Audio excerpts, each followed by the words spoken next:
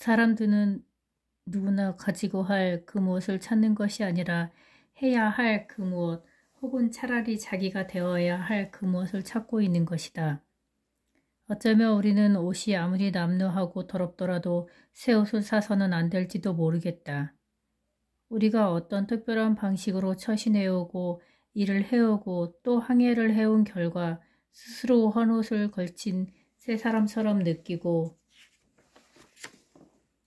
그래서 더 이상 헌옷을 계속 입으면 낡은 병에 새수를 담는 것처럼 느낄 때까지는 말이다. 우리가 털갈이하는 시기는 날짐승의 그것처럼 인생에 있어 위기의 국면일 때여야만 한다. 대강 우리는 털갈이철이 되면 한적한 호수를 찾아간다. 이와 마찬가지로 뱀 또한 허물을 벗고 쐐기벌레 역시 애벌레의 껍질을 벗는데 그 모두 내부적인 활동과 확장에 의한 것이다. 사람들에게 의복은 맨 겉에 있는 표피요 속쇠의 번뇌에 지나지 않는다. 위에 얘기한 것처럼 옷을 다루지 않는다면 그것은 다른 나라의 국기를 달고 항해를 하는 격이어서 인류 전체의 의견뿐만 아니라 우리 자신의 의견에 의해서도 마침내는 쫓겨나고 말 것이다. 우리는 마치 밖으로만 겹겹이 커가는 외생식물처럼 의복 위에 의복을 껴입는다. 우리의 얇고도 멋진 외의는 외피 또는 가짜 피부여서 생명과는 아무 관계가 없고 여기저기를 잘라내도 치명적인 상처를 입지는 않는다. 우리가 항상 입고 있는 좀 더 두꺼운 옷은 우리 세포질의 주피, 즉 숲이다. 그러나 우리가 입고 있는 내의는 우리의 체관부, 즉 진짜 껍질로서 사람의 몸을 다치게 하지는 않고 벗길 수 없는 것이다. 나는 모든 인종은 어떤 계절에는 내의에 해당하는 그 무엇을 입는다고 믿고 있다. 바람직한 옷은 옷을 간소하게 입어 어둠 속에서도 자신의 몸을 더듬어 볼 수 있도록 하며 모든 점에서 간결하고 준비성 있게 생활하는 것이다. 그렇게 하면 가령 적군이 자신의 도시를 점령했다 하더라도 어느 옛 철인처럼 거리낌 없이 빈손으로 성문을 빠져나갈 수도 있을 것이다. 두꺼운 옷 한 벌은 대개 얇은 옷 세 벌의 구실을 한다. 또 모든 사람들이 알맞은 가격으로 사입을 수 있는 값싼 옷들이 있다. 몇 년이고 입을 수 있는 두꺼운 외투를 $5면 살 수 있으며 두꺼운 바지는 $2, 소가죽 구두가 $1 50센트, 여름 모자는 25센트, 겨울 모자는 $62 21센트로 살 수 있다. 아니면 사소한 비용을 들여 이보다 더 좋은 것을 집에서도 만들 수 있다. 이렇게 자기가 벌어서 장만한 옷을 입고서도 자기에게 경의를 표해주는 현명한 사람을 발견하지 못할 만큼 가난한 사람이 어디 있겠는가. 내가 마을의 여자 재봉사에게 가서 이러이러한 옷을 만들어 달라고 주문하면 그 여자는 정색을 하며 요즘에는 사람들이 그런 옷을 맞추지 않아요 라고 한다. 그녀는 마치 운명의 새 여신 같은 초월적인 권위를 인용하는 것처럼 사람들이라는 말을 전혀 강조하지 않는다. 내 말이 진심일 리 없고 또 내가 그처럼 경박할 리 없다는 그녀의 믿음 때문에 나는 내가 원하는 옷을 맞추어 입기가 힘든 것이다. 이런 말을 들으면 나는 잠시 생각에 잠기게 된다. 나 스스로에게 한마디 한마디를 강조해 보면서 그 뜻을 이해하려고 하며 사람들과 나는 어느 정도의 혈연 관계가 있고 또 나에게 그처럼 영향을 주는 일에 그 사람들이 어떤 권위를 가지고 있는지를 알아보려고 한다. 그리고 마지막에는 나도 사람들이라는 말에 힘을 주지 않고 그 여자처럼 신비로운 어조로 다음과 같이 말해주고 싶은 충동을 느낀다. 사실 얼마 전까지는 사람들이 그런 옷을 맞추지 않았지만 요즘은 맞추지요 라고 말이다. 그런데 그 여자 재봉사가 나의 성격은 재지 않고 마치 외투를 걸어둘 나무틀이라 되는 것처럼 나의 어깨 넓이만 잰다면 나를 잰들 무슨 소용이 있겠는가. 우리는 미의 새 여신이나 운명의 새 여신을 숭배하지 않고 유행의 여신을 숭배하고 있다. 이 유행의 여신은 전적인 권위를 가지고 실을 뽑아서 옷감을 짜고 옷을 재단한다. 파리에 있는 원숭이 두목이 어떤 여행용 모자를 쓰면 미국에 있는 모든 원숭이들은 그와 똑같은 모자를 쓰는 것이다. 나는 때로는 사람들의 도움을 받아서 이 세상에서 아주 간단하고 정직한 일 하나도 이루어낼 수 없으리라는 절망감에 빠질 때가 있다. 그들은 강력한 앞잡기에 넣어 머릿속에 낡은 사상들을 짜내버려 이것들이 다시 일어나지 못하도록 해야 하겠지만 그렇게 해도 그들 중 한 사람이 머릿속에 언제 쓸어놓은지 알 수 없는 쉬에서 구더기가 나올 것이고 이들은 불에 태워도 죽지 않으니 결국 헛수고만 하는 셈이다. 그러나 우리는 이집트의 보리가 미라에 의하여 우리에게 전해졌다는 사실을 잊지 않을 것이다. 대체로 보아 나는 우리나라에서든 또는 다른 나라에서든 의상이 예술의 경지에까지 도달했다는 주장은 옳지 않다고 생각한다. 사람들은 현재 손에 닿는 대로 아무 옷이나 입는다.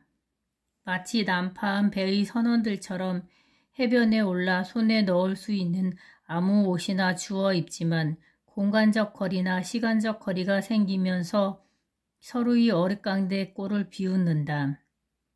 어느 세대이건 낡은 유행을 비웃으면서 새 유행을 열심히도 뒤쫓는다. 우리는 헨리 8세나 엘리자베스 여왕 시대의 의상을 보면 마치 그것이 식인종이 사는 섬나라의 왕이나 왕비의 옷인 것처럼 재미있어 한다.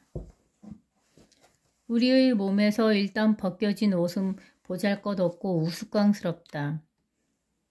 다만 옷을 웃음거리가 되지 않게 하고 성스럽게까지 하는 것이 있다면 그것은 그 옷을 입는 사람이 반짝이는 진지한 눈빛과 성실한 삶 때문인 것이다. 어릿광대가 복동을 일으켜 괴로워하면 그 의상도 그 분위기에 맞추어질 것이며 병사가 포탄에 맞아 쓰러지면 갈기갈기 찢긴 군복은 왕후의 자줏빛 의상보다 더 그에게 어울리는 것이다. 새로운 양식의 의상을 찾는 세상 사람들의 유치하고도 야만스러운 취미는 많은 사람들로 하여금 현재 이 세대가 요구하는 새로운 모양을 찾아낼 욕심으로 끝없이 만화경을 흔들어보고 들여다보게 하고 있다. 이상 제조업자들은 이 취미가 한나편덕에 지나지 않는다는 것을 알고 있다. 실올이 다소 다를 뿐인 어느 특정한 색깔의 옷 2가지 옷감 중에서 한 가지는 잘 팔리고 다른 한 가지는 선반에 처박혀 있다가 계절이 바뀌면 안 팔리던 옷감이 날개 돋친 듯 팔리는 경우가 흔히 있다. 몸에 문신을 하는 것을 흉측한 습관이라고들 하지만 유행이라는 것과 비교할 때 꼭 그렇다고 할 수는 없다. 피부에 박혀 일생 지워지지 않는다는 이유만으로 야만적인 습관이라고 할 수는 없는 것이다. 나는 우리 공장 제도가 옷을 구할 수 있는 최상의 방법이라고 생각지 않는다. 공장 근로자들의 형편은 날이 갈수록 영국 근로자들의 형편을 닮아가고 있다. 그것은 어쩌면 이상한 일이 아닐지도 모르는데 내가 보고 들은 바에 의하면 공장 운영의 주 목적이 사람들이 옷을 잘 입고 올바르게 입을 수 있도록 하는 것이 아니라 회사가 돈을 많이 벌자는 것에 있기 때문이다.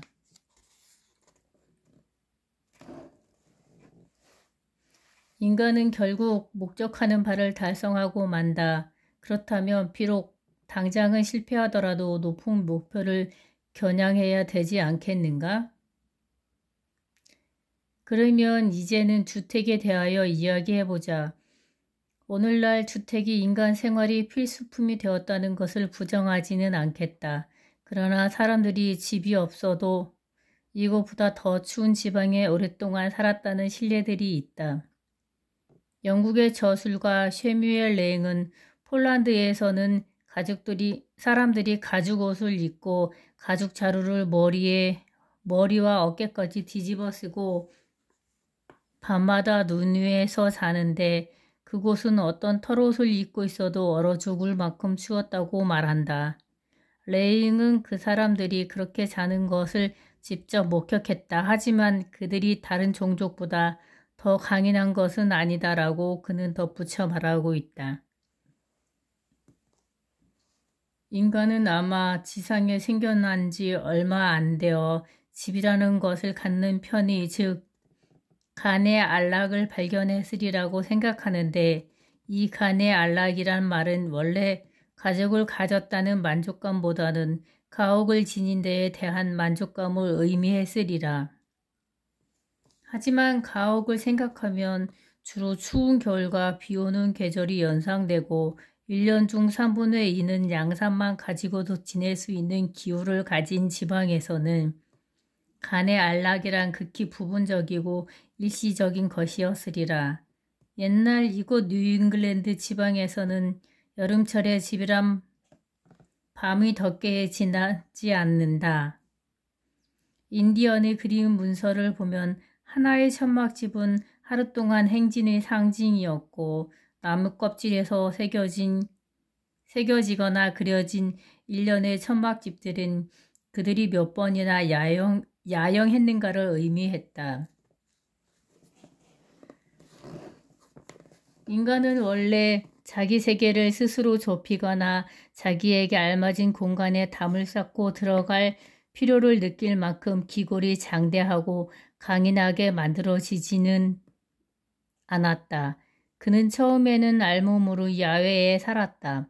그런 생활은 낮에 날씨가 맑고 따뜻할 때에는 꽤나 쾌적했을 것이다. 그러나 그가 서둘러 집이라는 은시처를 만들어 자기 몸을 감싸지 않았던들 뜨겁게 내리는 태양은 물론 우기와 엄동으로 인류는 그 초기에 멸망하고 말았을 것이다. 우화에 의하면 아담과 이브는 옷을 입기 전에 우선 나뭇잎을 걸쳤다고 한다.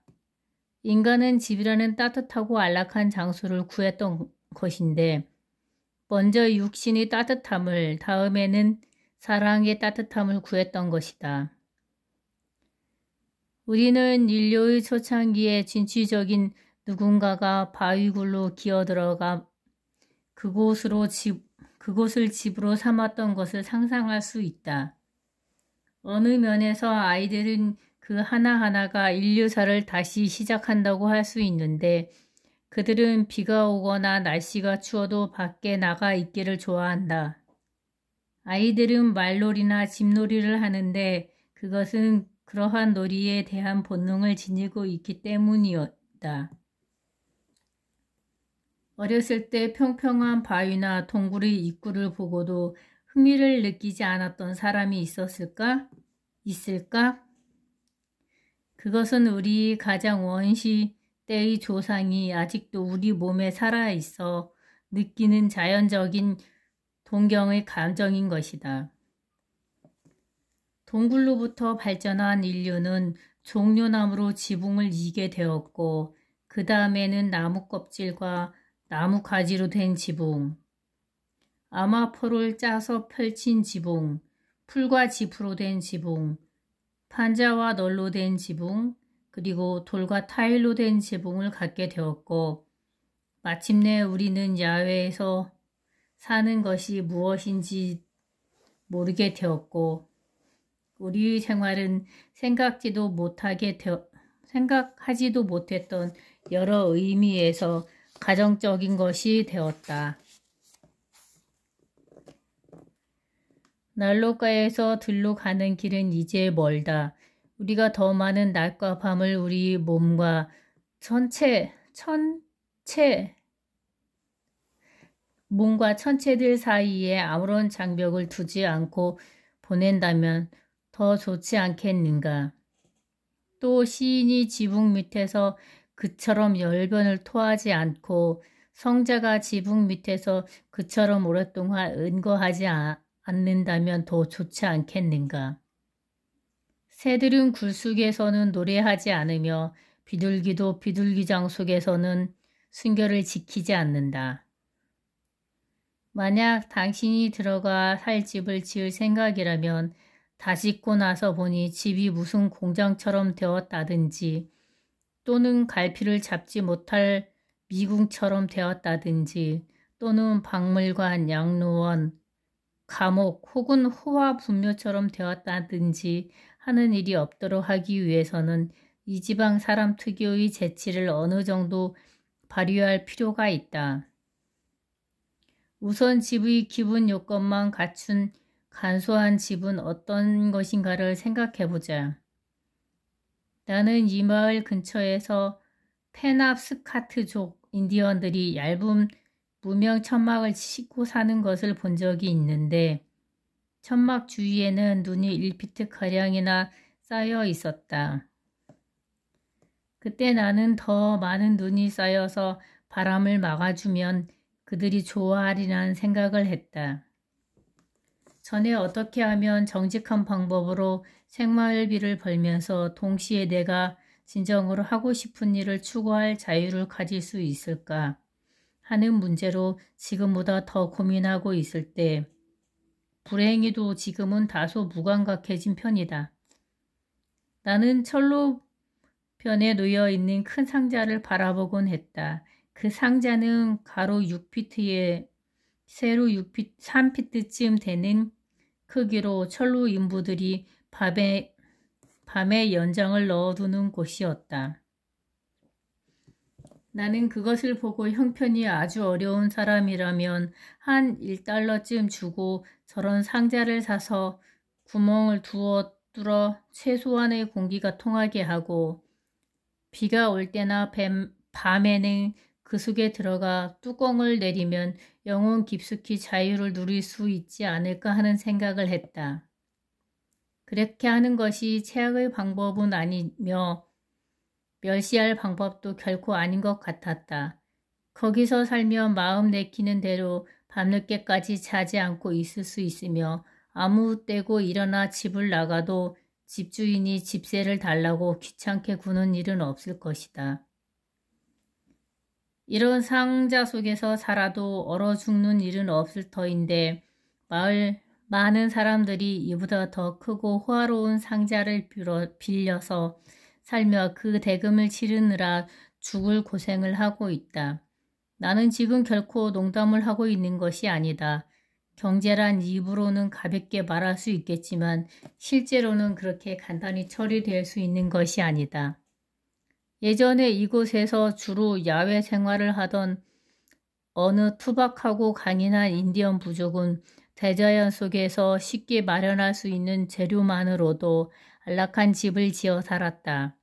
매사추세주 식민지 인디언 문제 담당관이었던 구키는 1674년에 쓴 글에서 이렇게 말하고 있다. 인디언들의 가장 훌륭한 집들은 따뜻하고 빈틈없게 나무 껍질로 말끔히 덮여 있다. 그 나무 껍질은 나무에 물이 오르는 계절에 나무 줄기에서 벗겨내어 푸른 기가 가시기 전에 묵직한 통나무로 짓눌러서 크고 얇은 조각으로 만든 것이다. 이보다 좀 못한 집들은 일종의 왕골로 만든 돗자리로 덮여 있고 이 역시 빈틈이 없고 따뜻하나 전자만큼 훌륭하지는 못하다. 내가 본 어떤 집들은 길이가 60피트 내지 100피트, 높이가 30피트쯤 되었다. 나는 그런 인디언 집에서 가끔 자본 적이 있는데 영국의 인류 가옥 못지않게 따뜻했다.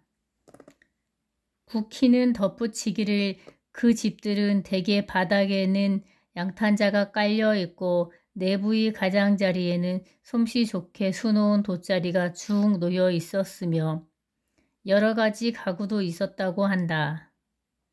이들 인디언들은 상당히 개명되어 있어 지붕에 구멍을 뚫어 돗자리로 통풍을 조절했으며 그 돗자리에 줄을 달아 열고 닫고 하였다. 우선 이런 오두막은 기껏해야 하루 이틀 만에 지을 수도 있고 불과 몇 시간이면 뜯어버릴 수 있었다. 각 가정은 그런 집을 한 채씩 가지고 있거나 아니면 그런 집에 방 한 칸을 가지고 있었다. 미개인들은 저마다 최상의 주택에 못지않는 집을 한 채씩 가지고 있고 이 집은 소박하고 단순한 그들의 욕망을 채워주기에 충분하다. 하늘을 나는 새는 둥지를 가지고 있고 여우는 굴을 가지고 있으며 미개인들도 오두막을 가지고 있건만 현대의 문명사회에서 자기 집을 가지고 있는 가정은 반수도 안 된다 해도 지나친 말은 아닌 것이다. 특히 문명이 위세를 떨치고 있는 대도시에서는 자기 집을 지니고 있는 사람이 전체 인구의 극히 일부에 지나지 않는다. 집 없는 나머지 사람들은 여름철이나 겨울철이나 필수 불가결한 것으로 되어버린 이 주택이라는 이름의 겉옷에 대해서 해마다 새를 물고 있다. 그런데 이 새는 인디언의 오두막 하나를 살 수 있을 만한 금액이지만 현재는 그들을 죽는 날까지 가난 속에 허덕이게 만드는 요인이 되어버렸다. 나는 여기서 집을 소유하는 것에 비해 빌려 사는 것의 단점을 역설하려는 것이 아니다. 하지만 미개인들은 비용이 적게 들기 때문에 자기 집을 소유할 수 있는 반면 문명인들은 자기 집을 소유할 여력이 없기 때문에 새들어 사는 것만은 분명하다. 그 빌려 사는 형편마저 세월이 지난다고 해서 더 나아지는 것은 아니다. 그러나 가난한 문명인일지라도 그저 집세를 물기만 하면 미개인의 오두막에 비하면 대궐 같은 주택을 얻게 되지 않느냐고 반박하는 사람도 있으리라. 전국적인 시세인 연 25달러 내지 100달러의 집세만 내면 수세기 동안에 개선된 가옥의 온갖 혜택, 즉 널찍한 방들, 깨끗한 칠과 도배, 럼퍼드식 벽난로, 석고 세공을 한 뒷벽, 베니스식의 차양, 구리펌프, 용수철 자물쇠, 넓은 지하실, 그리고 그 밖의 여러 편의시설을 즐길 수 있다. 하지만 이런 모든 것을 누리는 사람이 흔히 가난한 문명인이고 이런 것들을 갖지 못한 미개인은 미개인일지언정 유복한 것은 어찌 된 일일까? 만약 문명이 인간 상황의 진정한 발전이라고 주장한다면 나 역시 그렇게 생각하고 있다. 단 현명한 사람들만이 그 이점을 최대로 활용할 수 있다. 그 문명은 비용을 더 들이지 않고 보다 훌륭한 주택을 마련하였다는 사실이 증명되어야 할 것이다. 여기서 내가 말하는 비용이라는 것은 당장에 혹은 궁극적으로 사려는 물건과 바꾸어야 할 생명의 양을 말하는 것이다. 이 근처의 일반 가옥은 대략 $800 정도인데 그만한 돈을 모으자면 부양가족이 없는 노동자라면 10년 내지 15년이 걸린 것이다. 이 계산은 노동자의 하루 수입을 사람에 따라 다소 차이는 있지만 평균 $1로 따진 것이다. 그러므로 노동자가 자기의 오두막을 마련하려면 생의 반 이상을 바쳐야 하는 것이다. 그가 집을 마련하는 대신 새를 사는 것을 택하더라도 상황이 더 나아진다고 볼 수는 없다. 미개인이 이런 조건으로 자신의 오두막을 대결과 바꾸려 했다면 그것이 현명한 짓이었겠는가. 주택이라고 하는 이 큰 쓸모없는 재산을 미래에 대비한 준비금으로 가지고 있어 보았자 주택이라는 이 큰 쓸모없는 재산을 미래에 대한 준비금으로 가지고 있어 보았자 거기서 얻는 이익이란 개인에 관한 한 자기가 죽은 후 장례식 비용을 치르는 정도일 것이다. 하지만 인간은 자기 장례식을 자기가 치룰 필요는 없다. 그러나 바로 이것이 문명인과 미개인의 중요한 차이점을 지적하는 것이다. 그리고 문명 민족의 생활을 하나의 제도로 만들고 종족의 생활을 보존하고 완성하기 위하여 개개인의 생활을 그동안에 흡수하도록 한 데에는 물론 우리의 이익을 위한 기도가 깃들어 있다. 그러나 나는 지금 그 이익이 어떠한 희생을 치르면서 얻어지고 있는가를 밝히는 동시에 우리가 손해를 전혀 보지 않고 이익만을 얻을 수 있는 생활 방식이 있음을 우리가 손해를 전혀 보지 않고 이익만을 얻을 수 있는 생활 방식이 있을 수 있음을 시사하고자 하는 것이다. 그러면 가난한 자는 늘 그대와 함께 하도다. 혹은 아비가 신포도를 먹었으므로 아들이 시다고 함은 도대체 무엇을 의미하는가? 나 주 여호와가 말하노라. 내가 나의 삶을 두고 맹세하노니 너희가 이스라엘 가운데서 다시는 이 속담을 쓰지 못하게 하리라. 모든 영혼이 다 내게 속한지라. 아비의 영혼이 내게 속함과 같이 아들의 영혼도 내게 속하였나니 범죄하는 영혼이 죽으리라.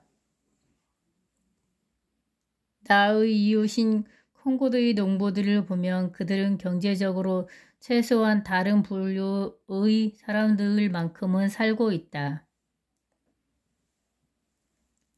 그 사람들은 대부분은 20년, 30년 혹은 40년 동안을 힘들게 일해왔다. 그들이 그런 수고를 하는 것은 저당에 잡힌 채로 상속받았거나 빚을 내어 구입한 농장의 사실상의 주인이 되어보려고 했기 때문에 대부분은 아직도 빚을 청산하지 못하고 있다. 그들이 오랫동안 들인 노고의 3분의 1이 집값으로 들어갔다고 간주할 수 있는데도 말이다. 실상 채무액이 농장 가격을 넘는 경우가 종종 있으므로 농장 자체가 큰 골칫덩어리가 되어버렸다. 그럼에도 불구하고 사람들은 농장을 상속받는데 그 이유는 농장 사정을 자기가 잘 알기 때문이란다. 자산평가인들에게 물어보니 우리 마을에서 채무 없이 농장을 소유하고 있는 사람들은 그들이 알기에는 12명도 되지 않는다고 하는데 그 말을 듣고 놀라지 않을 수 없었다. 만약 여러분들이 이들 농장의 내력을 알고 싶다면 그 농장들이 저당 잡혀있는 은행에 가서 물어보라. 실제로 자기 노력으로 농장에 대한 채무를 갚는 사람은 너무나도 드물기 때문에 모든 이웃 사람들이 바로 그의 이름을 댈 수 있을 정도이다. 나는 쿵보드에 그런 농부가 단 3사람이라도 있을 것 같지 않다. 상인들에게 관해서 흔히 하는 이야기, 즉 상인 100명 중 97명꼴로 그 절대 다수가 틀림없이 실패한다는 이야기는 농부에게도 그대로 적용된다. 그러나 상인 한 사람이 자기 동료에 대해 이야기하는 것을 들으면 그들의 실패의 대부분은 순수한 금전상의 실패가 아니라 사정이 여의치 않아서 계약을 이행하지 않는 것에 지나지 않는다는 것을 알 수 있다.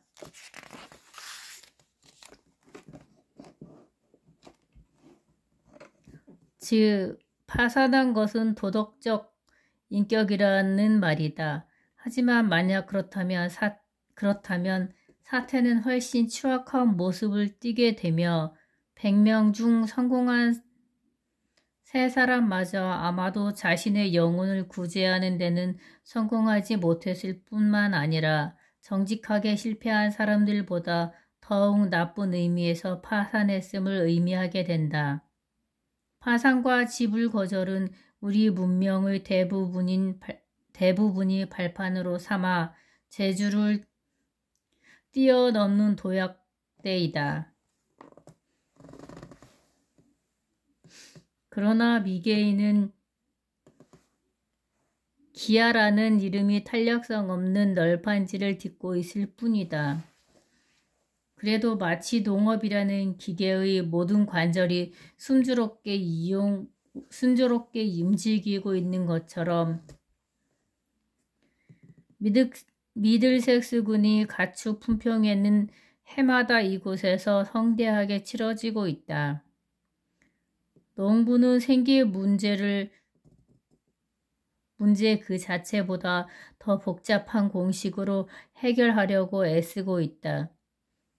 그는 구두끈 한 개를 사기 위해 많은 수의 가축을 투기적으로 사들인다. 안락과 자립을 손에 넣기 위해 더할 나위 없는 익숙한 솜씨를 부려 머리칼 덫을 놓고 돌아서자마자 자기 발이 그 덫에 걸린 것이다. 이것이 농부가 가난한 이유이다. 비슷한 이유에서 우리들은 사치품에 둘러싸여 있으면서도 수많은 원시적인 즐거움의 면에서 가난하기 짝이 없다. 시인 체프맨이 노래하듯이 허위의 인간사회여 세속적인 명성을 찾기에 바빠 천상의 무즐거움은 공중에 흩어지는구나. 집을 마련하고 나서 농부는 그 집 때문에 더 부자가 된 것이 아니라 실은 더 가난하게 되었는지 모르며 그가 집을 소유하는 것이 아니라 집이 그를 소유하게 되었는지 모른다. 비난의 신 모모스는 미네르바 여신이 만든 집이 나쁜 이웃을 피할 수 있도록 이동식으로 되어 있지 않다고 힐난했다는데 그것은 타당한 비난이었다. 더욱이 우리의 집은 다루기 힘든 재산이어서 우리가 그 집에서 살고 있다기보다는 차라리 감금되어 있는 경우가 더 많고 우리가 피해야 할 나쁜 이웃이 바로 우리 자신의 비열한 자아이고 보면 이 비난은 지금도 타당하다고 하겠다. 내가 알고 있는 이 읍의 한두 가정은 거의 평생 동안 교회에 있는 집을 팔고 마을로 들어오려고 하였으나 아직도 그 뜻을 이루지 못하고 있으니 죽어서나 자유의 몸이 될지 모르겠다. 대다수의 사람들이 결국 모든 편의가 구비된 현대식 주택을 소유하거나 빌릴 능력을 갖추게 되었다고 가정하자. 문명이 우리의 주택을 개선해 왔으나 그 안에 사는 사람들을 똑같은 정도로 개선시키지는 못했다. 문명은 궁전을 낳았으나 왕과 귀족을 낳는 것은 그리 쉬운 일이 아니었다. 만약 문명인이 추구하는 바가 미개인의 그것보다 훌륭하지 못하고 문명인이 단지 비속한 생필품과 안락을 얻기 위해 생의 대부분을 보냈다면 어째서 그가 미개인보다 더 좋은 주택을 가져야 한단 말인가? 그러면 가난한 소수는 어떻게 살아가고 있는가? 일부 사람들의 외적인 환경에서는 미개인보다 나은 처지에 놓이게 된 반면에 그와 똑같은 비율의 다른 사람들은 미개인보다 못한 처지에 떨어졌음이 판명될 것이다. 한 계급의 호화로운 생활은 다른 계급의 궁핍한 생활로 균형이 맞추어진다. 한편에 궁전이 있으면 다른 편에는 빈민 구제시설과 말없는 가난한 사람들이 있다. 이집트 왕들이 무덤인 피라미드 공사에 동원된 수많은 사람들은 마늘을 먹으면서 연명했으며 죽은 후에도 격식도 제대로 갖추지 못하고 아무렇게나 묻혔을 것이다. 궁전의 처마 돌림띠를 손질하던 석공은 밤이면 아마 인디언의 천박집보다 못한 오두막으로 돌아가라는 문명국임을 나타내는 증거가 여럿 있다고 해서 그 나라 국민 대다수의 사정이 미개인의 사정보다 나으리라고 보는 견해는 옳지 못하다. 나는 지금 영락한 부유층이 아니라 영락한 빈민층에 대해서 말하고 있는 것이다. 이런 사정을 알기 위해 멀리 찾아볼 필요 없이 이르바 문명 발전의 최신 상징인 철도의 연변에 늘어선 판잣집을 보면 된다. 나는 매일 그 옆을 지날 때마다 돼지우리 같은 데서 사는 사람들의 모습을 보는데 그들은 방이 어두워서 겨울 내내 문을 열어놓고 지낸다. 그러나 집 주위의 장작단이라고는 눈을 씻고 봐도 찾을 수 없다. 그리고 애 어른 할 것 없이 추위나 가난으로 늘 움츠리는 버릇이 있어 몸이 아주 오그라들고 있으며 사지와 지능의 발달은 거의 멈춘 상태다. 이 시대를 특징하는 여러 사람들이 이들 노동자 계급의 노동력으로 이루어지고 있는 만큼 이 사람들을 살펴보는 것은 부당한 일이 아닐 것이다. 이 정도의 차이는 있지만 세계의 공장이라는 영국의 각종 노동자의 실태도 이와 크게 다르지 않다. 혹은 아일랜드를 예로 들 수도 있겠는데 아일랜드 지도를 보면 흰색 또는 개화된 지역의 표시로 되어 있다. 아일랜드 사람의 신체 조건을 문명인과 접촉으로 인해 퇴락하기 이전의 북아메리카 인디언이나 남태평양 원주민이나 또는 다른 어떤 미개인의 신체 조건과 비교해 보아라. 나는 아일랜드의 통치자들이 여느 문명의 통치자에 비해 어리석다고 생각하지 않는다.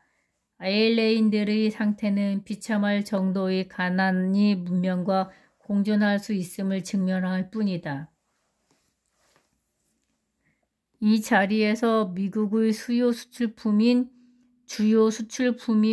면화를 생산하고 있으며 그들 자신이 남부의 주요 산물이 되고 있는 흑인 노예를 언급할 필요는 없으리라. 나는 이른바 보통 정도의 처지에 있는 사람들에 대해서만 말하고 있는 것이다. 대부분의 사람들 주택이 무엇인지를 단 한 번도 생각해 보지 않은 것 같다. 그들은 이웃 사람들이 소유하고 있는 정도의 집은 나도 가져야겠다고 생각한 나머지 가난하게 살지 않아도 될 것을 평생 가난에 쪼들리며 살고 있다. 그것은 어떤 사람이 재단사가 만들어주는 옷이라면 아무 옷이라도 받아 입으며 평소에 쓰던 종려나무 잎모자나 우두척 가죽 모자를 점차로 벗어던지고는 왕건을 살 형편이 안 되는 자신의 공공한 처지를 한탄하는 행위와 무엇이 다른가? 우리는 지금보다 더 편리하고 호화로운 집을 고안해낼 수 있으리라. 비록 사람들이 그 집을 구입할 능력이 없더라도 말이다. 우리는 더 많은 것을 얻으려고만 끝없이 노력하고 때로는 더 적은 것으로 만족하는 법을 배우지 않을 것인가. 존경할 만한 시민이 젊은 세대들에게 너희들은 죽기 전에 여분의 장화와 우산과 들과 오지 않는 손님들을 위해 비어둘 손님방을 장만해야 한다고 훈계를 하고 술선수본을 하며 엄숙히 가르쳐야 하는가. 왜 우리들의 가구는 아랍인이나 인디언의 가구처럼 소박해서는 안 된단 말인가. 소위 하나님의 사자이며 인류에게 신의 선물을 전해준 자로서 신격화된 인류의 은인들을 생각해 보더라도 그들의 뒤를 쫓는 어떤 추종자나 무리나 최신 유행의 가구를 잔뜩 실은 어떤 수레도 내 마음속에서는 떠오르지 않는다. 내가 백보를 양보해서 우리가 도덕적으로나 지적으로 아랍인보다 우수한 만큼 우리 가구도 다양해져도 좋다고 한다면 어떻게 할 것인가? 현재 우리의 집들은 쓸모없는 가구들로 잔뜩 어지럽혀지고 더럽혀져 있어 현명한 주부라면 그 대부분을 쓰레기통에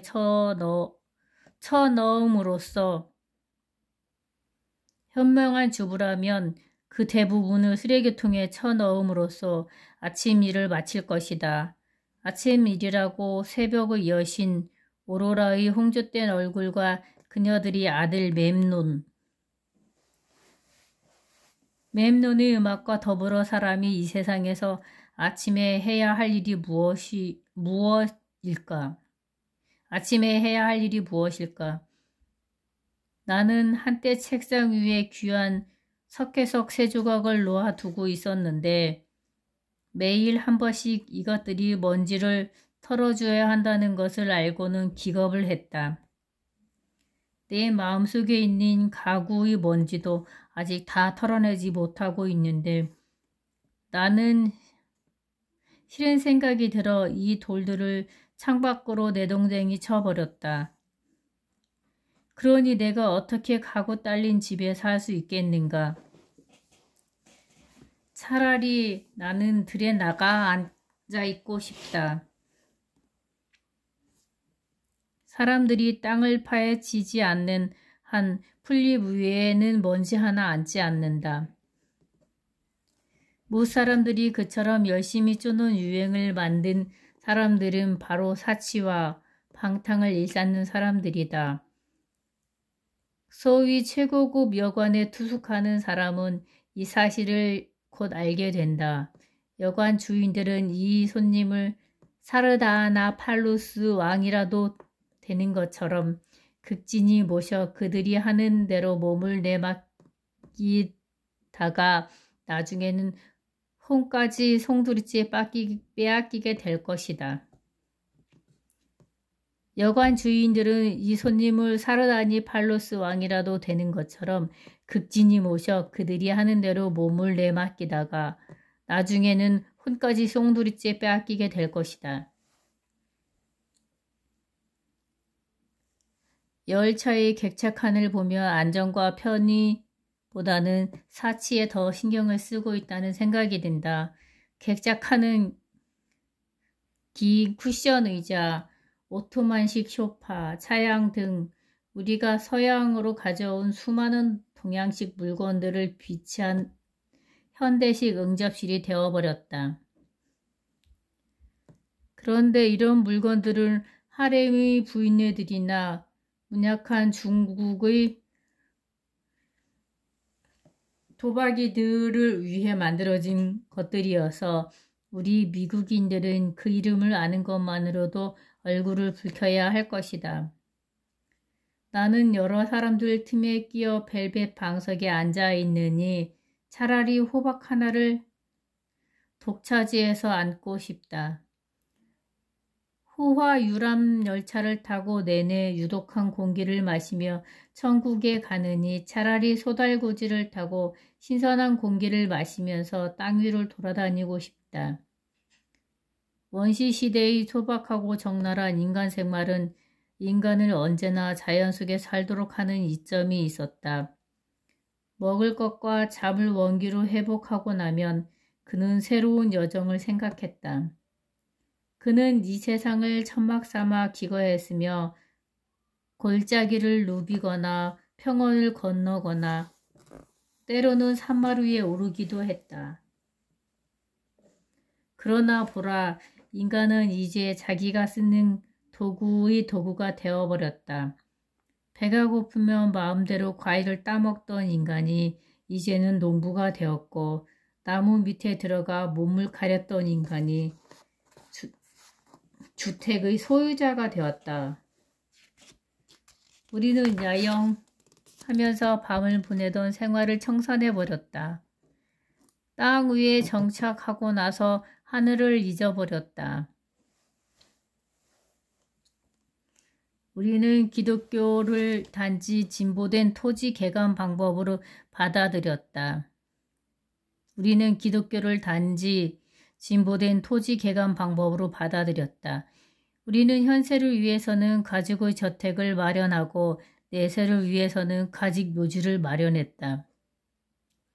가장 훌륭한 예술 작품이란 이런 조건에서 스스로 해방시키려는 인간의 투쟁을 표현한 것인데 오늘날 예술의 효과는 이런 비속한 처지를 편안한 것으로 만들고 더 높은 경지는 잊어버리도록 하는 데에 있다. 사실 우리 마을에는 설령 우리에게 전래된 훌륭한 미술 작품이 있다 하더라도 그것을 둘 만한 자리가 없다.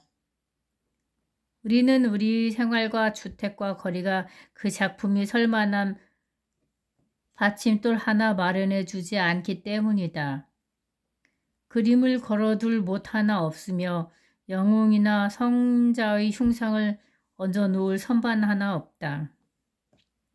우리 주택이 어떻게 지어지고 있으며 그 주택의 대금은 어떻게 치러지고 있는가 또는 치러지고 있지 않은가를 생각해보면 또 그 집의 살림살이는 어떻게 관리되고 유지되는가를 생각해보면 손님이 찾아와서 벽난로 위에 놓은 값싼 장식품을 감상하고 있을 때 그가 딛고 서 있는 마루장이 갑자기 꺼져 지하실이 단단하고 정직한 흙바닥에 떨어지는 사건이 벌어지지 않는 것이 오히려 이상할 지경이다. 나는 집주인이 누리고 있는 이른바 유복한 세련된 생활이라는 것이 껑충 뛰어서 잡은 것임을 눈치채지 않을 수 없고 나의 모든 관심은 그 껑충팀 속에 쏠려 있어 그의 생활을 장식하고 있는 미술품을 감상할 여유가 없다.